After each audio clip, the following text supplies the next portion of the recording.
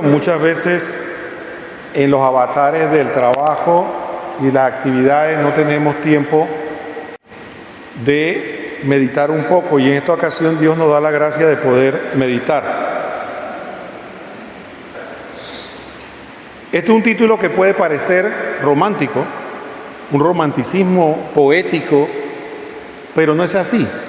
Tiene fundamento en la Escritura, y eso es lo que queremos pensar un poco. Y partamos de una premisa. ¿Qué nos dice la Escritura al respecto? Dios nos amó primero. Si buscamos el texto de Efesios capítulo 1, los versículos 4, dice lo siguiente: por cuanto nos ha elegido en Él antes de la fundación del mundo, para ser santos e inmaculados en su presencia en el amor. Es un texto que parece intrincado, ¿no? Se oye bonito, pero hay que desgranarlo para poder. Dice la primera frase: por cuanto nos ha elegido en Él antes de la fundación del mundo. ¿Qué significa que nos eligió en Él? Que nos eligió en Jesucristo. La Iglesia enseña que en Jesucristo todos nosotros fuimos elegidos. Es decir, que antes de la fundación del mundo ya Dios había decidido encarnarse. Y por lo tanto, tenía planeado quiénes íbamos a ser nosotros. Antes de la fundación del mundo. ¿Qué significa eso? Bueno, vamos a ponernos a pensar en este escenario. Digamos que alguien que queramos mucho. A ver, dígame usted un nombre de alguien que quiere mucho. ¿No se le ocurre? La esposa. Muy bien. ¿Cómo se llama? Giovanna. Digamos que Giovanna cumple años. ¿Y usted qué primero tiene que celebrar el cumpleaños? ¿En quién piensa primero? En ella, en Giovanna. Y todo lo que usted va a hacer para preparar el cumpleaños, ¿qué tiene por motivo central? ¿Por qué lo hace? Se quedó en el aire. Para celebrarle el cumpleaños.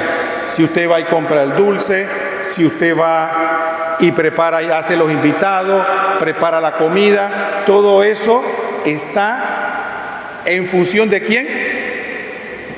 De Giovanna. Eso significa que hay una idea central sobre la que se construye lo demás. Cuando uno tiene un primer pensamiento, y ese primer pensamiento es lo que provoca la acción, quiere decir que todo lo demás es en función de ese a que nosotros elegimos.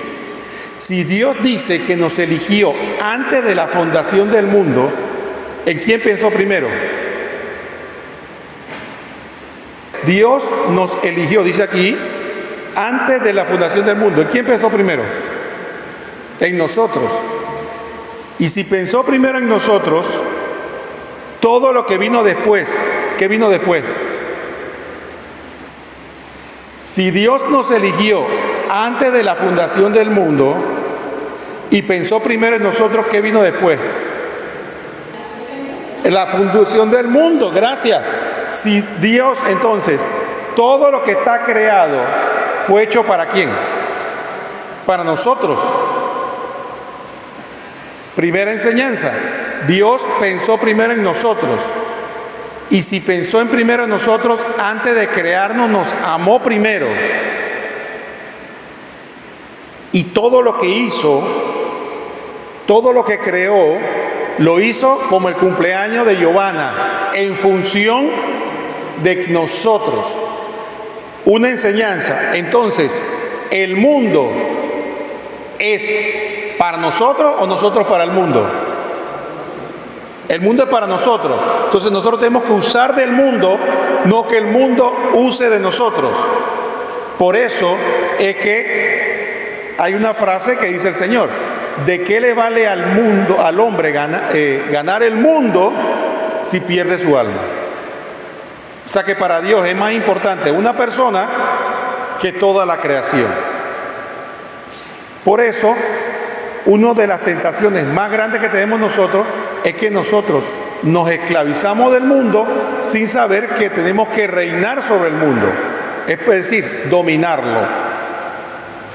Y el otro punto, por eso dice que para ser santos e inmaculados en su presencia en el amor. Porque Dios nos amó antes de crearnos. Algo que ninguno de nosotros podemos hacer. Nosotros amamos las cosas que ya existen. Él nos amó antes de crearnos y por eso nos creó.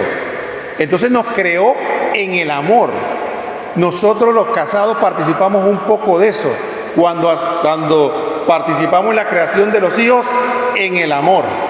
Dos personas se aman y antes de que existan, permite Dios que nosotros participemos en la obra creadora en el amor. Y esto es importante, significa que el amor es lo que motivó nuestra creación y es lo que motivó la creación del mundo. Nos hizo la casa primero y después, al final nos creó. A ver, ¿cuándo nos creó Dios? ¿En qué día? ¿Se acuerdan qué día fue que nos creó? Son 7 días. ¿En qué día nos creó? El sexto fue el último día que creó, así que nos dejó para el final. Dice que para el final es lo mejor, ¿no? Entonces nos hizo toda la casa y por eso nos creó al final. Y después que nos lo entregó, ¿qué hizo? Entonces nos lo dio. Dicen, bueno, eso es de ustedes, pues aquí está la llave. ¿Y para qué nos creó? Observemos este ejemplo. Digamos que me gusta este ejemplo, siempre lo he usado, siempre, pero creo que ilustra lo que estamos hablando. Imagínense un esposo que tiene mucho dinero, y le dice a la esposa, mira, ve, toma aquí, quita una tarjeta ilimitada, cómprate lo que te dé la gana, pero eso sí, no me estés molestando. Cuando yo te busco, pero si no, no me moleste. Y a los hijos igual, compre lo que quiera. ¿Qué va a pasar con eso? La esposa a la larga le va a decir, ven acá, pero ¿cuándo voy a hablar contigo? ¿Cuándo voy a tener algo que ver? O yo pensaba que nos amamos. Bueno, si aquí están las cosas. Dice, no. Al final la esposa va a decir, yo no quiero tus cosas, yo te quiero a ti. Porque lo más valioso que uno puede darle a la otra persona que es, no son cosas, es uno mismo. ¿Me expliqué? Lo más valioso que uno le puede dar a los hijos, a la esposa, al esposo, a los hermanos, al papá, es uno mismo. Otro ejemplo, imagínense que papá está anciano allá y yo le pongo una enfermera, le pongo que lo cuiden, que lo atienda, pero nunca voy a verlo. ¿Cómo se va a sentir papá? Mal, porque papá no quiere, sí quiere las comodidades, pero falta que su hijo se entregue, le dé tiempo, le dé su persona. Bueno, Dios, siendo lo más grande que hay, Él no se conformó con darnos la creación, sino que quiso darnos algo más. ¿Qué piensan ustedes que fue? Además, la creación, ¿qué nos dio? ¿Qué quería darnos? Asimismo, gracias. Gol. Espectacular, sí, a darnos a sí mismo. O sea que Dios no solo nos pensó, nos amó, sino que decidió darse a sí mismo. Y usted dice, ¿de dónde saca Roquel eso? Bueno, mire lo que dice la Escritura, 1 de Pedro 4, por medio de las cuales nos han sido concedidas las preciosas y sublimes promesas, para que por ellas le hicieran partícipe de la naturaleza divina, huyendo de la corrupción que hay en el mundo por la concupiscencia. ¿De quién nosotros vamos a ser partícipe? De la naturaleza divina. Es decir, Dios, no teniendo una cosa más grande que darnos, nos dio a sí mismo. Nos hizo, quiere hacer partícipe. Entonces, decía en la Génesis, que Dios, no teniendo nada más grande que Él, jura por sí mismo. Por eso dice Dios, juro por mí mismo, porque ¿por quién va a jurar si Él es el más grande? Dice, juro por mí mismo. Entonces, fíjense esto, el amor de Dios piensa primero en nosotros. ¿Qué voy a hacer con ellos? Los amo. Hago toda la creación como el cumpleaños. Le hago, y el regalo que le voy a dar a ellos no es la creación, soy yo mismo. Yo quiero que ustedes estén conmigo y compartan conmigo lo que yo tengo. No hay amor más grande que ese. ¿Y por qué decimos que Dios actuó? Porque dice la palabra que el que no ama no ha conocido a Dios, porque Dios es amor. Y nosotros nos movemos en la esencia que somos. Por eso, dice el Señor, que cada uno saca del tesoro de su corazón lo que tiene. Si tenemos amor, damos amor. Si tenemos odio, sacamos odio. Como la esencia de Dios es amor, eso es lo que Él lo mueve. Lo movió en pensar a nosotros, lo movió a crearnos y lo movió en la decisión de decir, yo quiero darle lo más grande que yo tengo, que soy yo mismo, a ellos. Pero todo no es bonito, todo no es bonito. ¿Cómo se llama el enemigo? ¿Ah? Satanás. Me alegro que lo digan, porque en otros lugares que yo he oído me dicen, no, el innombrable.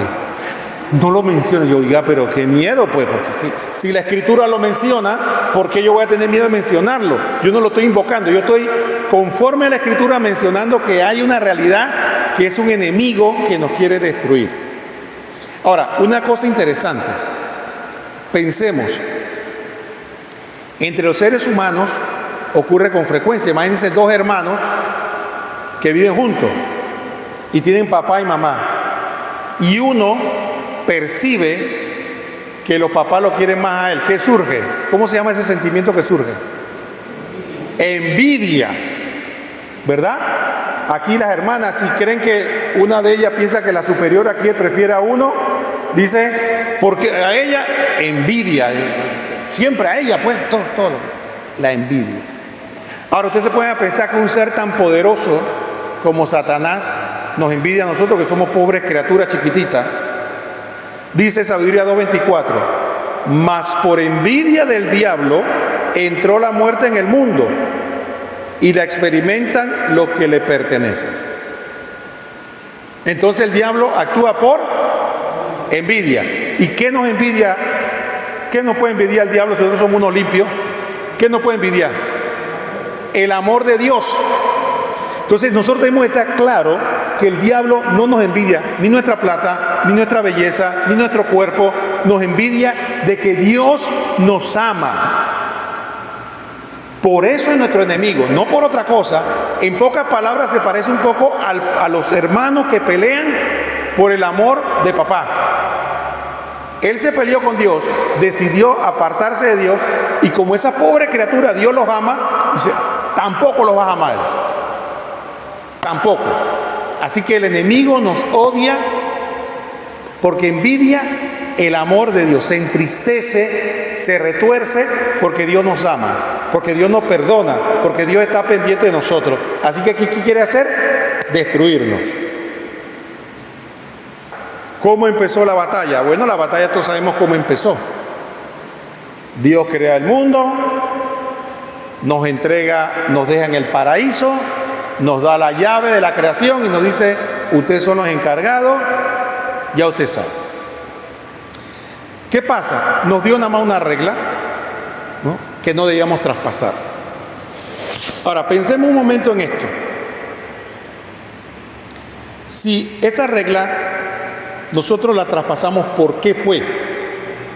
Y este punto yo quisiera que le prestáramos mucha atención, porque es un kit de nuestra psicología y de lo que el enemigo, la carne y el mundo trabajan en nosotros. Este pasaje lo hemos escuchado muchas veces, pero quisiera que lo reflexionamos un poco más ahora.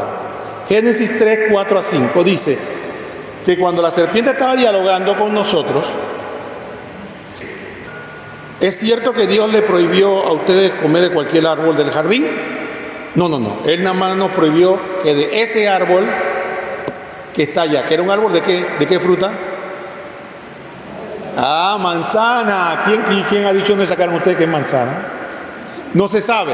Alguien inventó que era manzana, incluso hay gente que dice que la manzana es tentación. Yo no sé dónde sacaron eso. Hubiera podido ser mango, piña. Bueno, piña no es un árbol. Mango, níspero, que está muy bueno. Pero no sabemos. Era un árbol y tenía un fruto que era del bien y del mal. Nada más lo digo como un excurso para que no repitamos que es manzana. Pero bueno, dice, ¿qué le dijo el ángel? ¿Qué le dijo el ángel caído a la mujer? Replicó la serpiente a la mujer: de ninguna manera morirán. ¿Eso qué significa?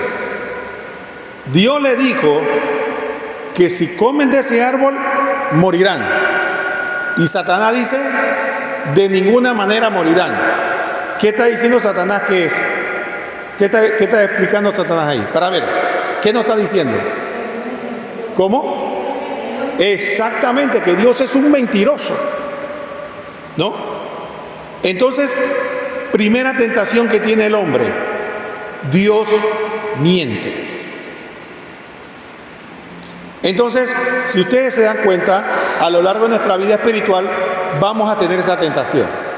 La Escritura dice una cosa y nosotros queremos hacer otra. ¿Y qué va a pasar?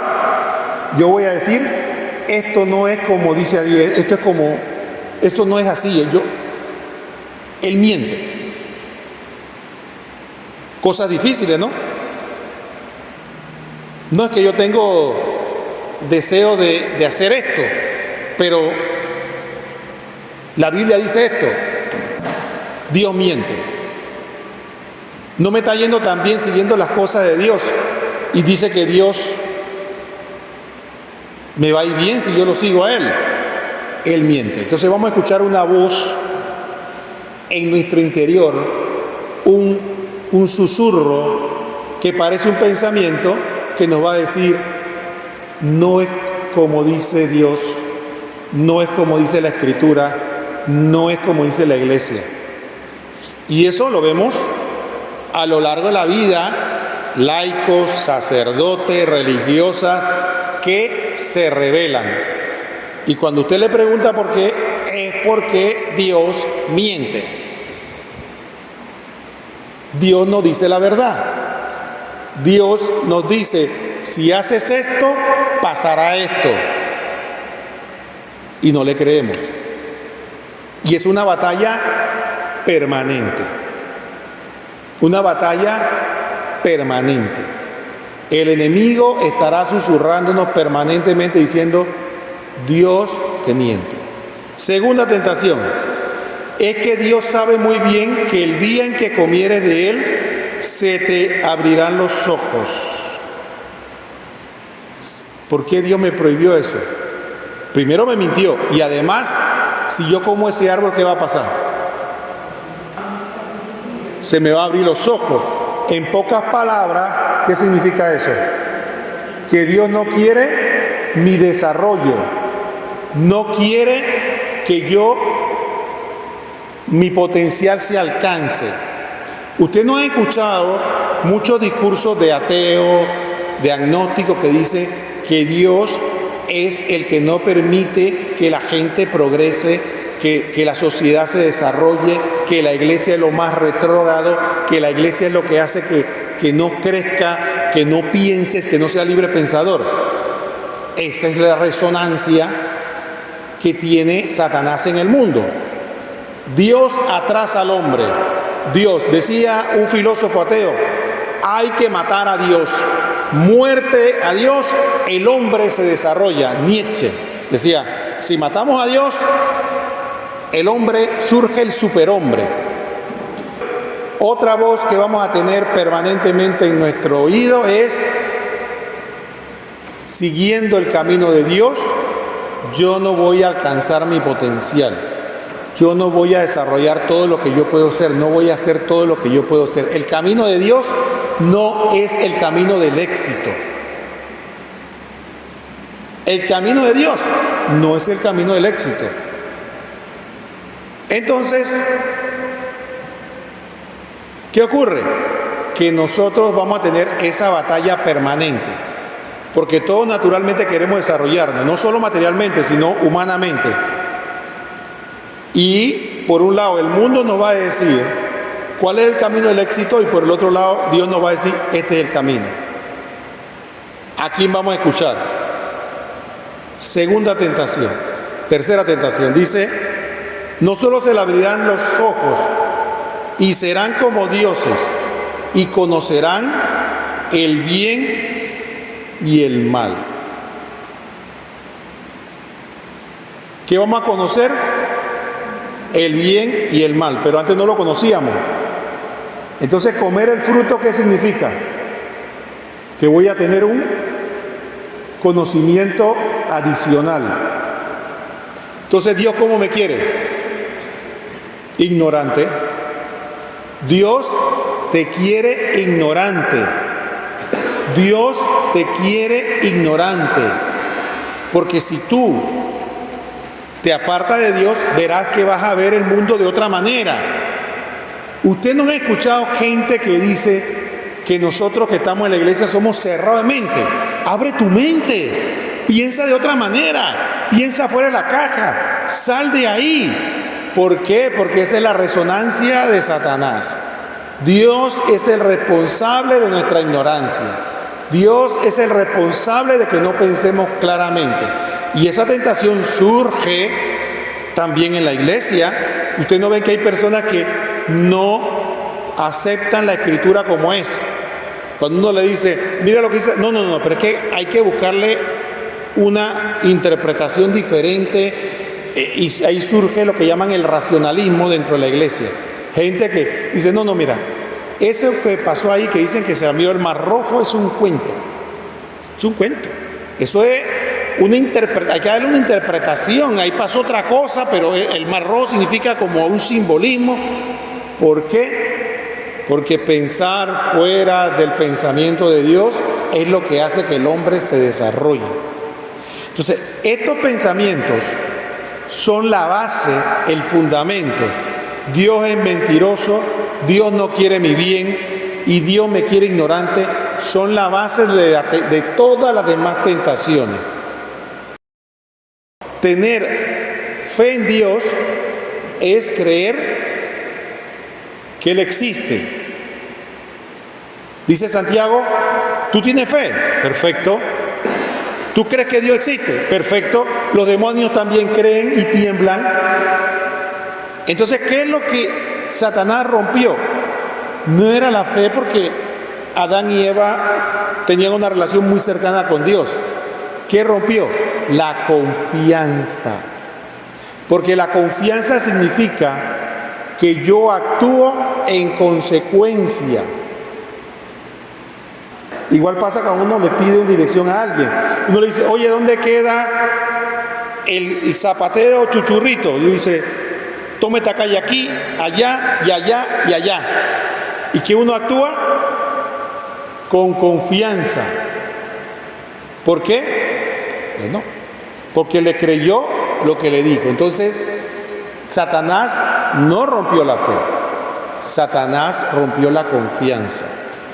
Entonces eso significa que una de las batallas que nosotros tenemos que tener no es creer solamente que Dios existe y que Dios está conmigo y que Dios me ama, sino actuar en consonancia con eso. ¿Por qué? Que puede haber personas que están en la iglesia, nosotros mismos, pero digamos otras personas, y no cambian. ¿Por qué no cambian? Porque no actúan en confianza. Porque dicen, el camino es este, mire, usted tiene que perdonar al enemigo. ¿Y me va a ir bien así? Sí, perdónelo. Es más, reconcíliese con él. No. Eso está muy bonito y suena bien y la escritura lo dice, pero eso no va conmigo. Dios, yo creo en ti, tú eres lo máximo, yo voy al Santísimo, levanto las manos, Señor, y me encanta cuando hacen eso, y mueven las manos, levanto las manos, perdona al enemigo, no.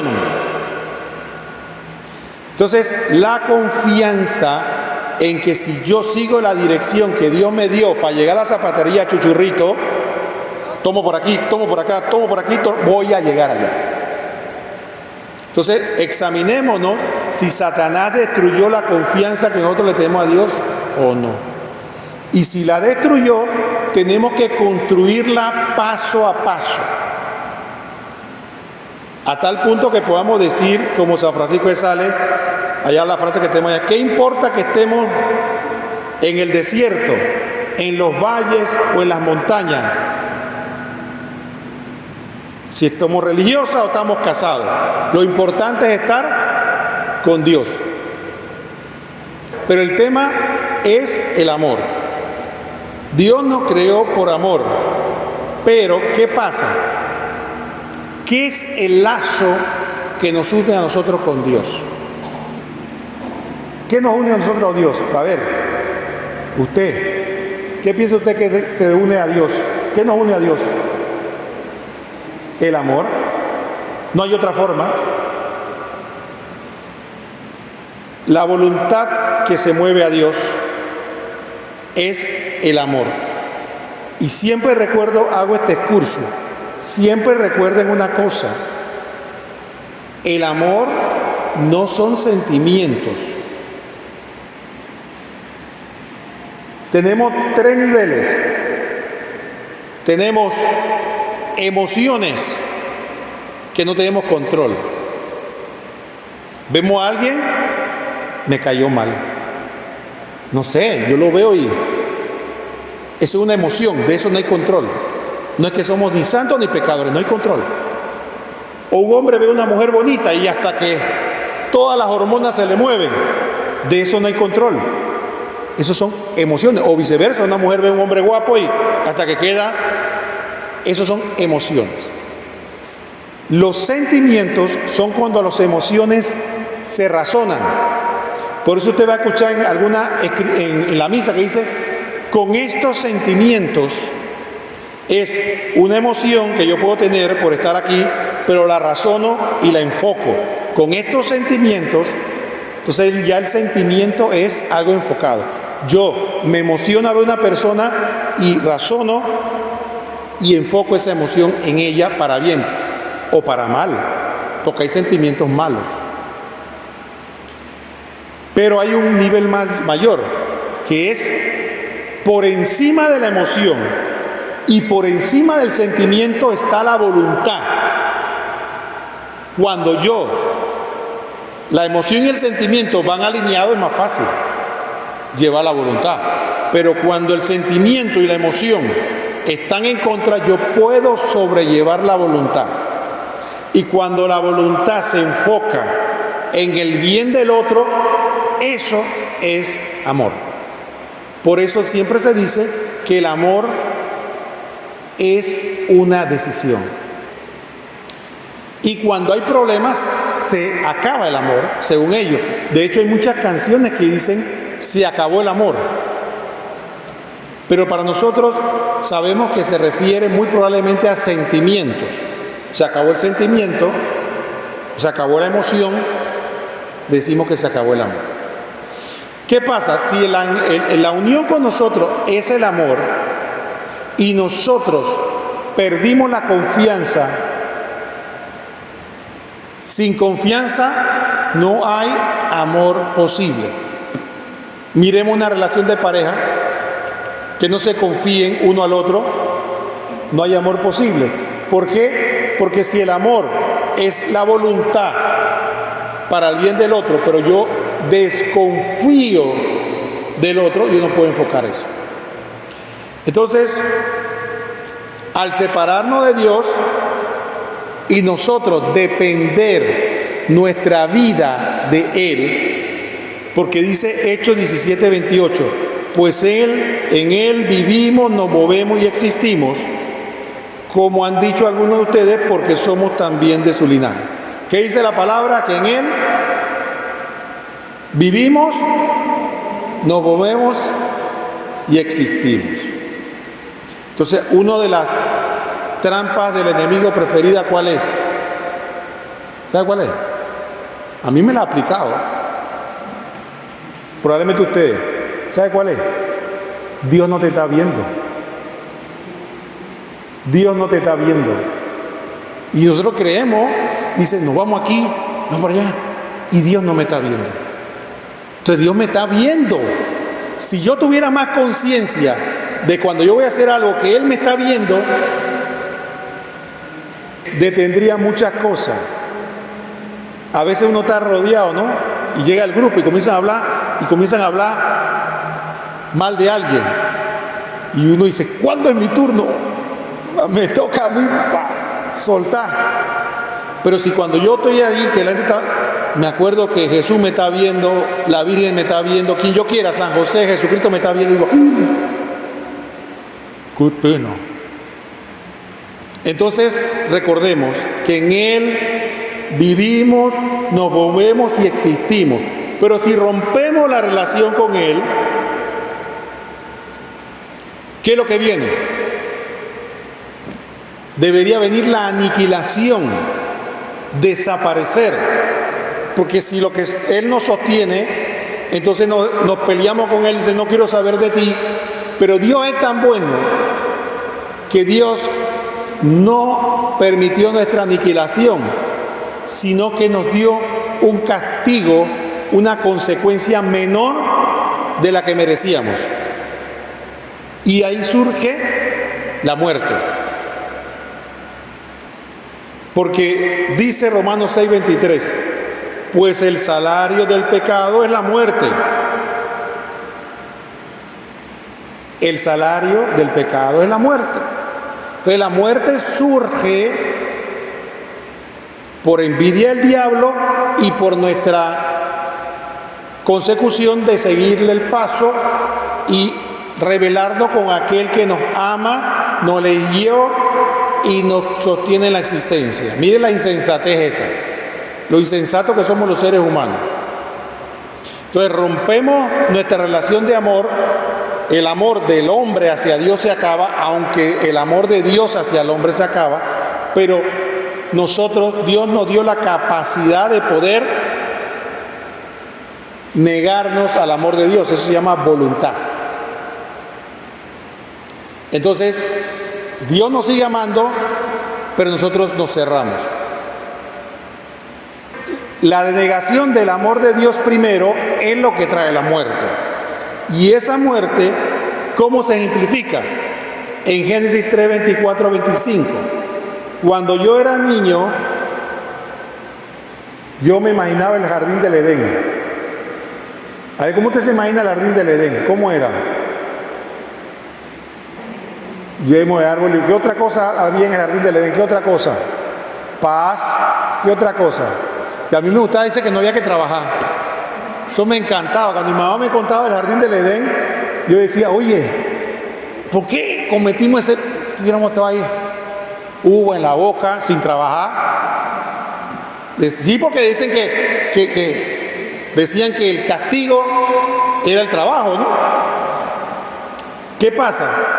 Cuando veamos el jardín del Edén, siempre recordemos que es el símbolo de la comunión con Dios.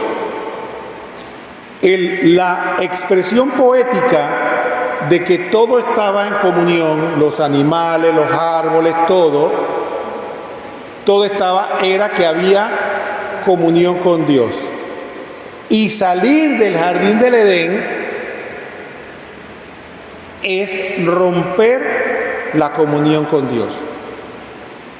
No es que dejaron de pagar la renta y lo echaron, no. Es que cuando el hombre decide por sí mismo pelearse con Dios, entonces queda fuera del jardín del Edén, queda fuera de la comunión con Dios. Pero, ¿qué ocurre? Cuando perdemos la comunión con Dios, la ofensa que el hombre le hizo a Dios fue tan grande que él no podía repararla.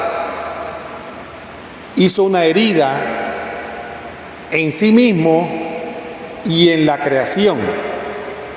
Por eso San Pablo dice que la creación sufre dolores de parto hasta esperando su liberación. ¿Por qué? Porque el hombre con su pecado dañó la creación. Y eso viene en consecuencia. Recordamos cuando hablamos al principio, Dios pensó en nosotros, nos dio la creación, nos dio como administrador. Así que si el administrador peca, todo se daña y todavía sigue pasando eso. Si una persona la ponen como administrador de algo y es un pecador, él le pone la impronta de todo eso y corrompe todo lo que está administrando. Acá pasó lo mismo. La separación de Dios hizo que la creación quedara de alguna manera desordenada, porque era Dios el que le daba orden.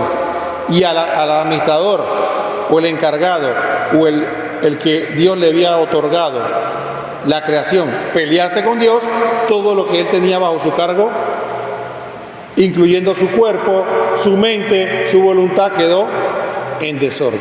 Entonces, esa es la expulsión del jardín del Edén. La comunión de Dios se perdió.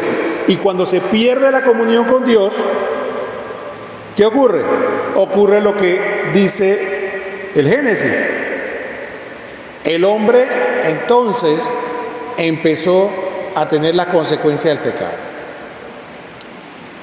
Pero además hay una frase que nos parece enigmática. Dice que, de habiendo expulsado al hombre, dice que puso delante del jardín del Edén querubines y la llama de espada vibrante para guardar el camino del árbol de la vida. ¿Qué significa esa frase tan enigmática? Oye, así que Dios, si nosotros conseguimos ese camino, comemos y vamos a vivir, no vamos a morir, pues. Eso es lo que parece, ¿no? Entonces tenemos que saber dónde está el camino, chifiar a los querubines y la espada flamífera para entonces tener acceso al árbol de la vida. El árbol de la vida es una figura que se utiliza para hablar del fruto de la comunión con Dios. El fruto de la comunión con Dios es tener acceso al árbol de la vida. Ahora, ¿de dónde saqué yo eso? Me lo inventé. Mire lo que dice Proverbios 11:30. El fruto del justo es un árbol de la vida. El fruto del justo es un árbol de la vida.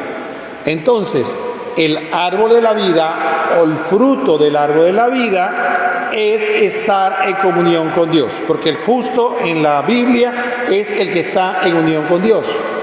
Entonces, cuando dice que hay un querubín y hay una espada flamífera y hay todos esos obstáculos que el escritor sagrado proyectó, es para decirnos que nosotros, con nuestras fuerzas humanas, no podíamos accesar al árbol de la vida. Estábamos heridos a tal punto que nuestra naturaleza y nuestra humanidad no podía reparar el daño que habíamos hecho con el desprecio tamaño que le habíamos hecho a Dios. Entonces, si vemos la segunda parte de Romanos 6:23, dice, pues el salario del pecado es la muerte. Pero la segunda parte del versículo dice, pero el don gratuito de Dios, la vida eterna en Cristo Jesús, Señor nuestro. Si es un don, ¿qué significa? Que es un regalo. Y si es gratuito, que no hay que hacer nada para ganarlo. Nada. Se nos da el regalo y no porque lo mereciéramos o porque hubiéramos hecho algo para ganarlo, sino simplemente, igual que pasó al inicio, que pensó en nosotros, nos creó y nos dio el universo sin que hiciéramos nada, ni siquiera pensáramos en eso. De la misma manera nos salvó.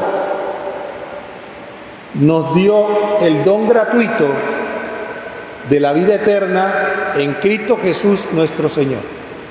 Don gratuito.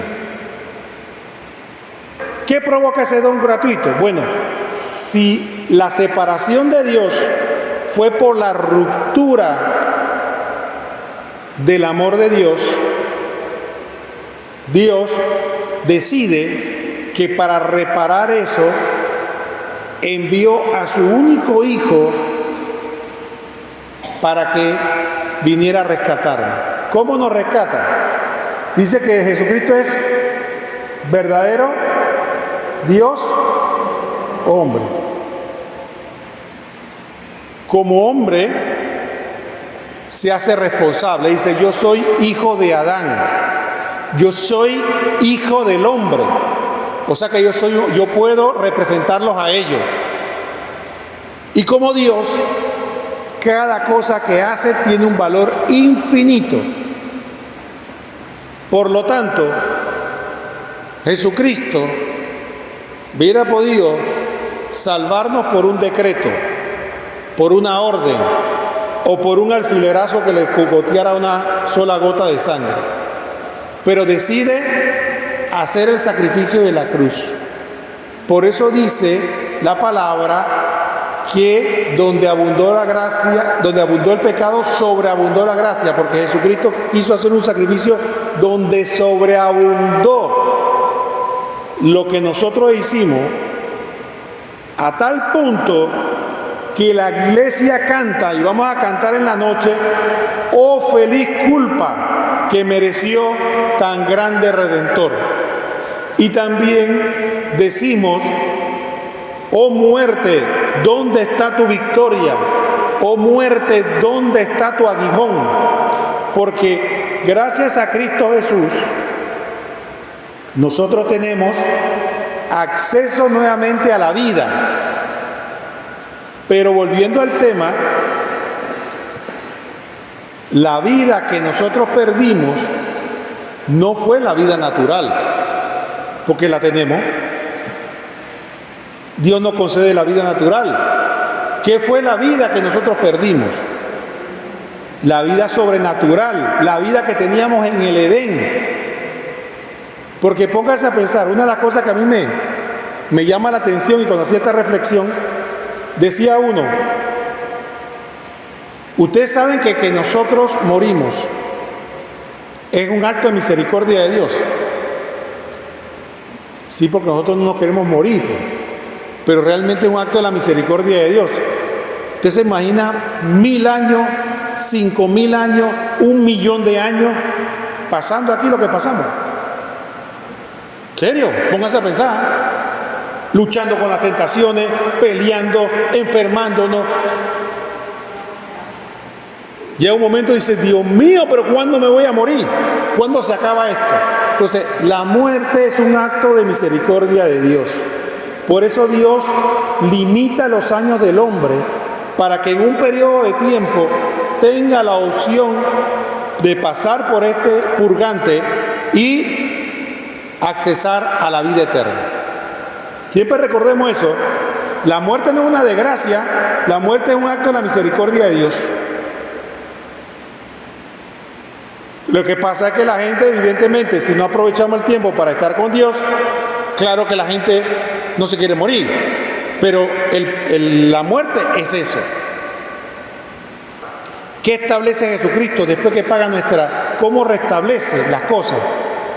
Con la resurrección. Dice Juan 5:29,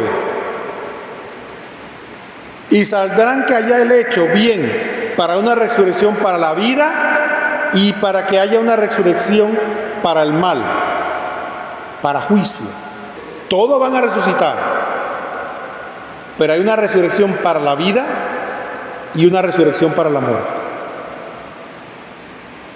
Y ese lenguaje que muchas veces nos confunde tiene que ver porque nosotros siempre tengamos que, cuando en la iglesia se habla de vida, se habla de vida eterna, no se habla de nuestra vida natural.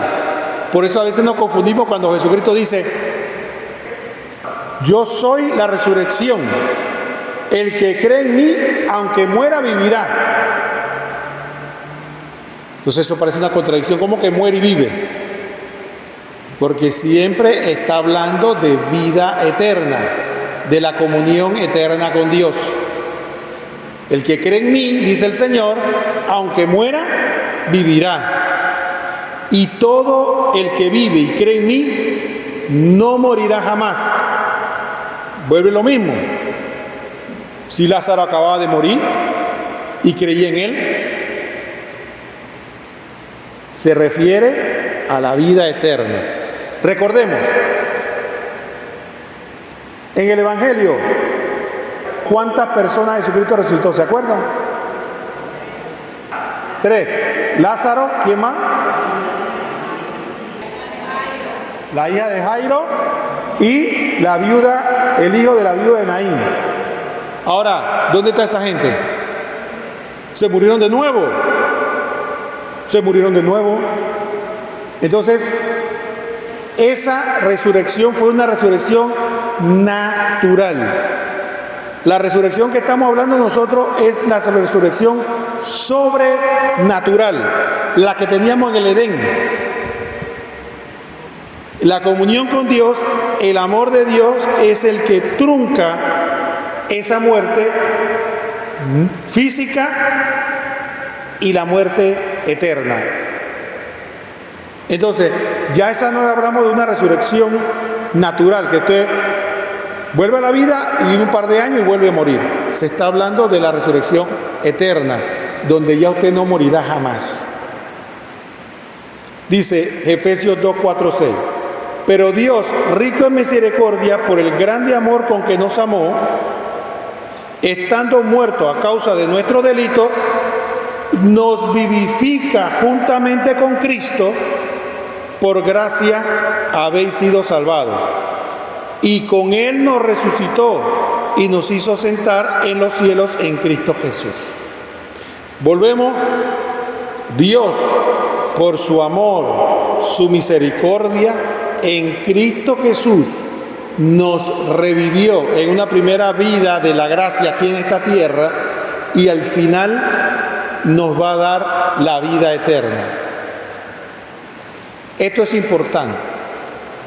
Entonces, cuando nosotros cantamos gloria en esta fiesta de Pascua, no estamos cantando gloria porque no vamos a morir, no vamos a morir. De eso debemos estar seguros. Seguro de que hay una cosa que nosotros tenemos aquí. Decía, me gusta un predicador que dice que nosotros tenemos una lápida aquí en la espalda y tiene una fecha. Lo que pasa es que no la podemos ver. Cordura. Entonces Dios en su misericordia lo único que nos dice: estén preparados, porque no saben el día y la hora. Entonces uno vive en paz, pues, porque uno no está pensando en eso. Entonces, ¿qué tiene que ocuparse? De hacer lo que le toca hacer. Y cuando uno menos espera, suena el teléfono y dice: ya te toca. ¿Qué va a hacer uno? Ya te toca.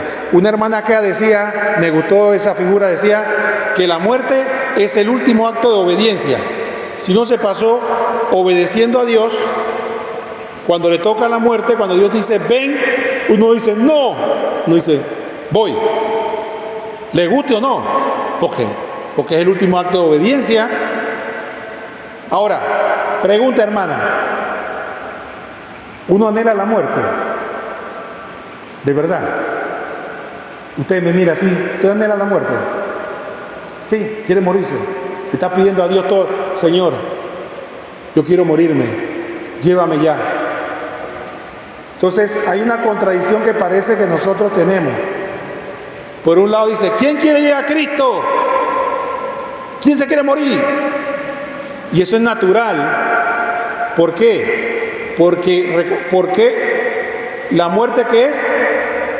Salario del pecado. Por lo tanto es algo antinatural.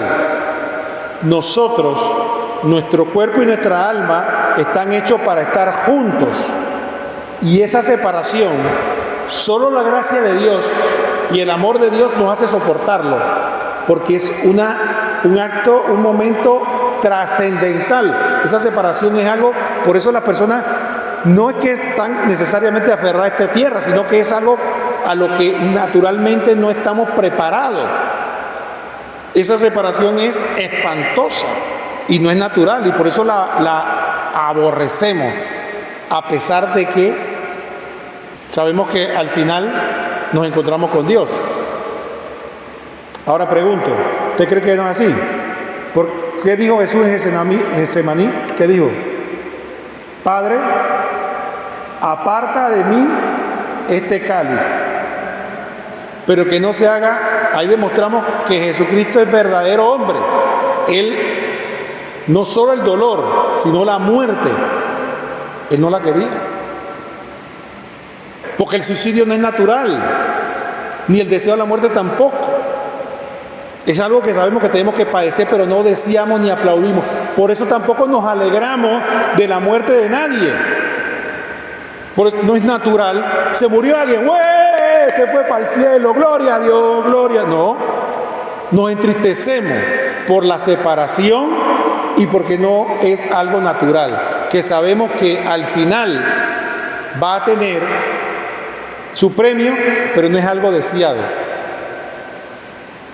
Para tener ese equilibrio en nuestra vida espiritual, saber de que la muerte no es algo que deseamos, padecemos como consecuencia del pecado, es un trance difícil, pero la gracia de Dios y su amor nos hace soportarlo y nos hace llevar por el túnel, por ese trance. ¿A ustedes se han preguntado cómo seremos cuando resucitemos? ¿Cómo seremos? ¿Qué dice la Escritura? ¿Cómo seremos? Cuando resucitemos, como los ángeles. ¿Usted qué piensa? ¿Cómo vamos a ser? Vamos a tener alitas así. Un cuerpo glorioso. ¿En qué nos basamos en eso? Si alguien nos pregunta, ¿de dónde sacamos nosotros eso? ¿Porque lo dice el cura? No, porque lo dice la Escritura. ¿Y cuál es nuestro modelo? 1 Corintios 15, 22, 23.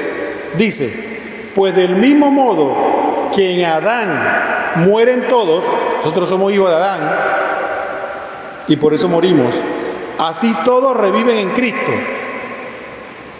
pero cada cual en su rango. Y esta es la parte que quiero que veamos. Cristo como primicia, luego los de Cristo en su venida. Si Jesucristo es la primicia, nosotros somos los siguientes frutos.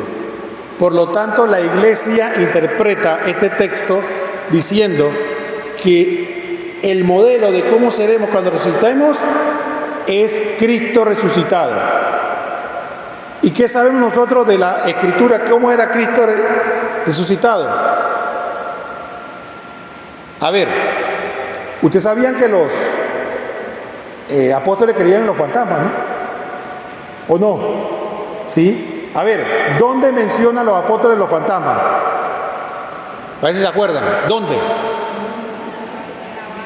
En la barca, muy bien, cuando estaba en la barca y vieron a Jesús caminando y dice, es un fantasma. Así que sabían que eran fantasmas. ¿Qué es un fantasma? Un ser incorpóreo que flota. Entonces, no soy un fantasma, soy yo. Y cuando Jesucristo resucita y se le aparece, ¿qué dijeron? Es un fantasma. Dice, no soy un fantasma, tóquenme. ¿No? Lucas 2, 24, 39 y Juan 20, 27. Tóquenme. Entonces, cuando resucitaremos, vamos a tener consistencia. Algo que me encanta. No me hubiera gustado ser así como una ameba o algo así como que. Así que quiere decir que nos vamos a poder abrazar, nos vamos a poder encontrar. Como los apóstoles se encontraron con Cristo, que lo podían tocar, lo podían abrazar. Que gente me pregunta y me voy a encontrar con sus parientes. Yo sí, va a poder encontrarse, va a poder hablar, va a poder abrazarlo. Pero que vamos a tener consistencia. La otra cosa, para los que les gusta comer, podían comer. No es necesario, pero Jesucristo, ¿qué dijo? ¿Tienen algo por ahí? ¿Un revoltico por ahí? Démosle acá para que vean que estoy vivo. Pero a pesar de ser seres tangibles, ¿qué hizo Jesucristo? Podía entrar y salir de los lugares, atravesar las paredes, desaparecer y aparecer. Entonces no vamos a tener la misma limitante de movilidad que tenemos ahora. porque es un cuerpo glorioso. Finalmente, ¿qué más promete Dios? Dice que Apocalipsis 21:4. ¿Qué otra cosa promete Dios después de la resurrección? Y enjugará toda lágrima de sus ojos, y no habrá ya muerte, ni habrá llanto, ni gritos, ni fatiga, porque el mundo viejo ha pasado. Eso es lo que nosotros llamamos el cielo. Muchas veces nosotros escuchamos hablar del cielo y hablamos que es maravilloso, pero aquí está el texto que lo dice. Y enjugará toda lágrima, eso significa que no habrá sufrimiento, no habrá muerte, ni habrá llanto, ni grito, ni fatiga, porque lo viejo ha pasado. Apocalipsis 7, 16, 17. Ya no tendrán hambre ni sed, ya no le molestará el sol, Sara, ni el bochorno, ya no habrá calor. Entonces, ¿qué ocurre? Porque el Cordero que está en medio del trono los apacentará y los guiará a los manantiales, las aguas de la vida, y Dios enjugará toda lágrima de sus ojos. Apocalipsis 7, 16 al 17. En resumen, el amor de Dios nos precedió antes de la creación del mundo, nos pensó y nos amó antes de crearnos, creó el mundo, el universo para nosotros, nos dio la autoridad sobre ese universo, nosotros lo despreciamos, le cerramos nuestro amor, nos traemos nuestra consecuencia y Dios no nos dejó en ese lugar, sino que quiso sanarnos.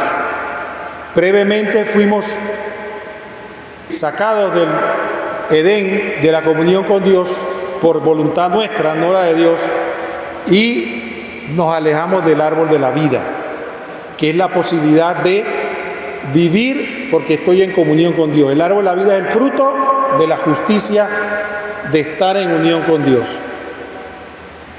Dios quiso enviar a su único Hijo para que pagara por nosotros, no para librarnos de la muerte natural, sino para librarnos de la muerte eterna, que fue lo que perdimos, la comunión de Dios que perdimos. Por eso tenemos que transitar esta vida en unión con Dios para padecer la muerte en Él y poder